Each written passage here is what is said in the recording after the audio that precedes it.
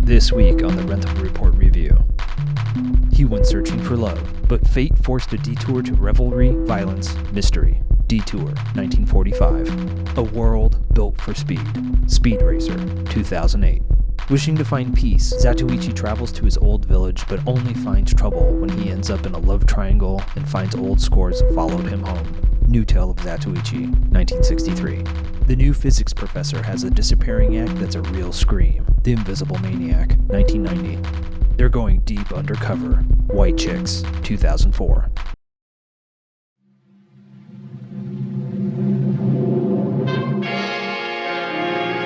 I don't think I've ever felt the noirness of a noir film more. Just dripping in post-war nihilism, drowning in desperate hopelessness. Detour is a cool conceit. A man follows his gal cross-country when hijinks ensue that keep him exactly one Kafka length away at all times.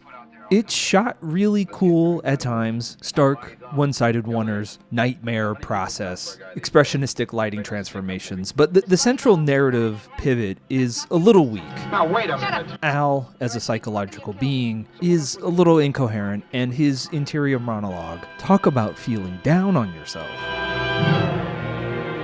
I give Detour 1945 3.5 stars. I wish the plot narrative escalation was more physical than theoretical, conceptual. The film is at its best when the characters have to navigate a situation rather than threats in a locked room, which also got momentarily interesting. Unfortunately, it's mostly settled with shooting three walls all day. Hey you, this your car? Tom Neal looks like a piece of shit. He has a couple transcendent moments, but by the end, you kind of want him to get it. Whichever way you turn, fate sticks out a foot to trip you. And savage, transcendent. I just wish she actually had something to do. She's fucking electric. The Matrix was a cultural moment that I hated.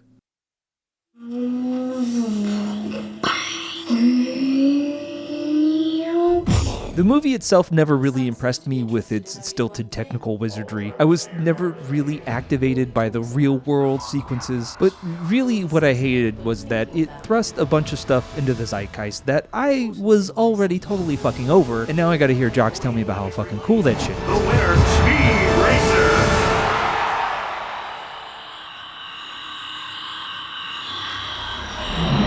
I'm dumb. I've made my narcissistic peace. I think the Matrices are okay and mostly fun. This put a smile on my face from beginning to end. Gave me chills every reel or so. Made me laugh, made me tear, made me believe. I can see why a general audience might be confused. Not so much for any of the aesthetics or pace or complexity of story. I just think that if you had been aware that the Wachowskis made the Matrix trilogy, and it's been about 5 years, I just don't know if you're anticipating this unironic, reified earnestness. And I mean also the aesthetic kind of works today. Then though, people were already rolling their eyes at the prequels. Sky Captain green screen was already quite the pejorative. Racing's the only thing I know how to do when I gotta do something. But this, I wish this was a Wachowski trilogy. I give Speed Racer 2008 4 stars. I don't think Emile Hirsch is quite the best fit for Speed. Maybe I'm wrong. I've seen precious little of the Speed Racer anime. Hirsch is a little more gloomy Gus than brooding badass. Not that that's right. Christina goddamn Ricci though. I don't want to say she's almost wasted, but she's almost wasted. When she momentarily gets her own subplot, it's so exhilarating, but it's way too little, way too late.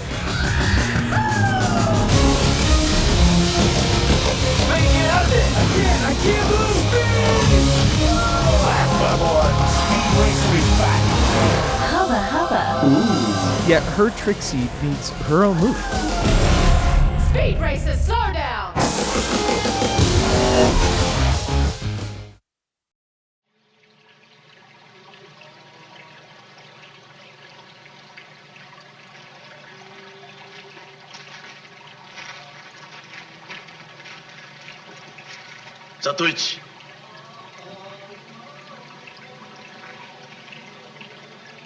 何か用ですかい？俺は関宿の官兵衛の弟だ。官兵衛さんも。I was watching this, and at about this scene, くどくど訳を並べることはあるめえ。待ってやるから支度しねえ。 I started to feel that Zatoichi was a little more aggressive, blunt, less nuanced, almost messy in his opening interactions leading to this first narrative threshold. For this third film in the yet-to-be 25-part series, the studio has upped the budget, thrown in for color sets, nighttime exterior sets like this, trading pulp for prestige. This is my first Tokuzo film, and I couldn't quite read what he was doing until this sequence. At this point, Zatoichi is near his wits' end, retreating to his hometown, pursued by his recent past. All good stuff, but felt blocky. これはどこまでもヤクザの意地だ。そう思ってもらおうかい。わかりました。仕方がねえ。お相手しましょう。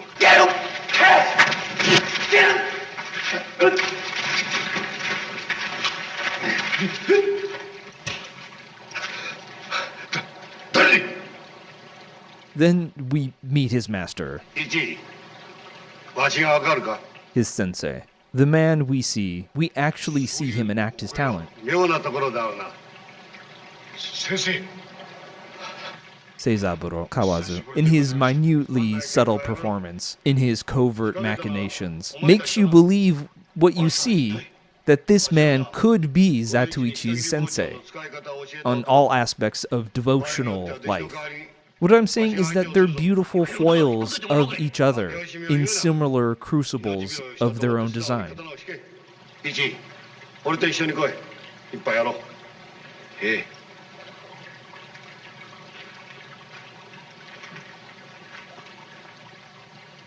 じゃあ今夜は見逃しておくんなさるんですかい？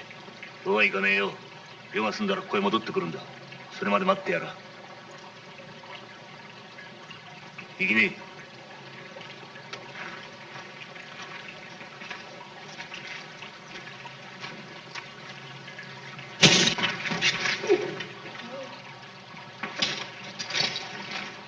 If you see the Buddha, kill him. I give New Tale of Zatoichi 1963 4 stars.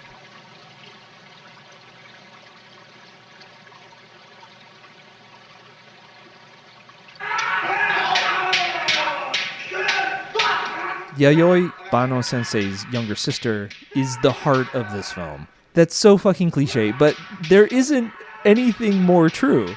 She really pumps life and vitality and hope and tenderness. This is a supremely tender film. I do wish it was a little more in touch with its verisimilitude and action set pieces as melding of character and narrative, but I'm more than happy with Tokuzo's more melodramatic chops. I love this, and will probably rate it higher with time, but I really hope Part 4 gets some juice into it and goes somewhere else. This is like the same film 3 ways already. Next course, please. Exquisite, but you know. みんな土中稽古に励んでいたか？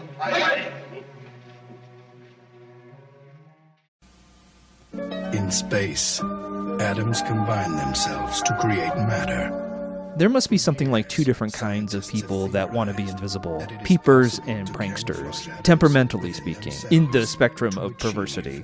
Invisible Maniac pitches its protagonist, I guess really its villain, as inherently a peeper, across the block and into the slides.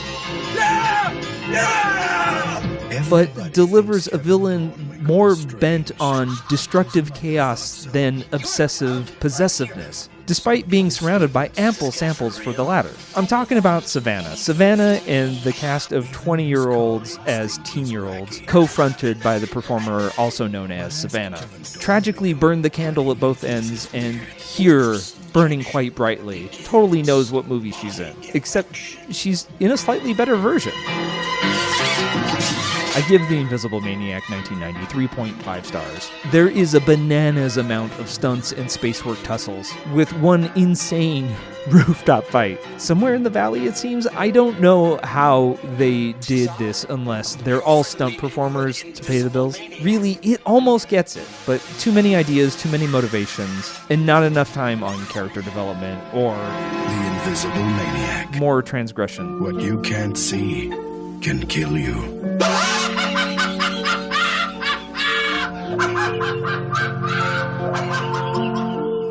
Memoirs is 2 years later. What's going on?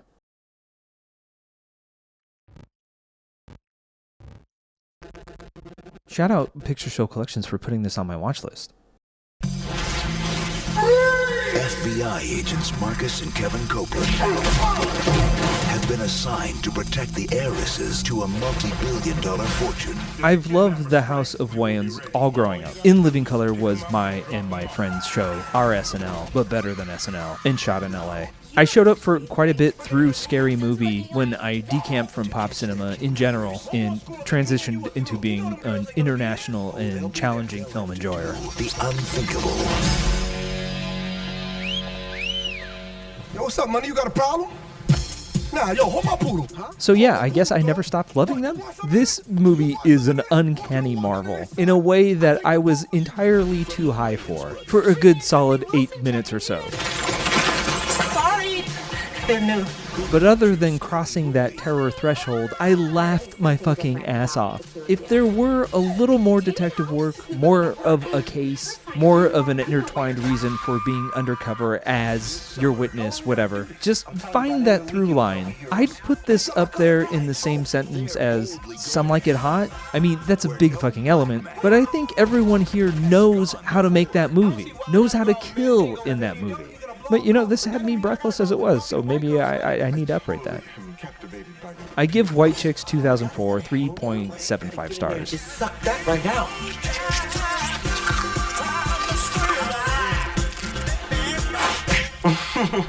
Sean Wayans. The structural rhythm was a little draggy here and there. Marlon Wayans. Not sure if that's because I watched the unrated cut, but also there was little overall plot pushing it around. But whatever. The makeup is fucking insane, and it can make you paranoid, but it's fucking genius.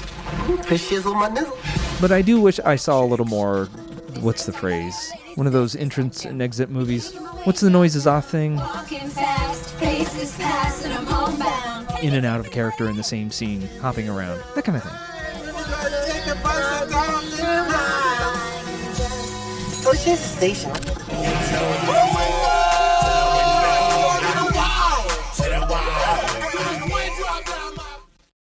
This week, my weekly pick of the week is Speed Racer. I really would like a trilogy of this, or 3 seasons of a TV show. Make it the fastest, densest show you can. Really play out full race season long arcs, off-season, pre-season, rivalries, detective work, invention, all that. But like 26-minute episodes, maybe like 15 a season, but push it, redline it. This week's bonus feature is White Chicks. It would have been my pick of the week if fucking Speed Racer wasn't so goddamn good.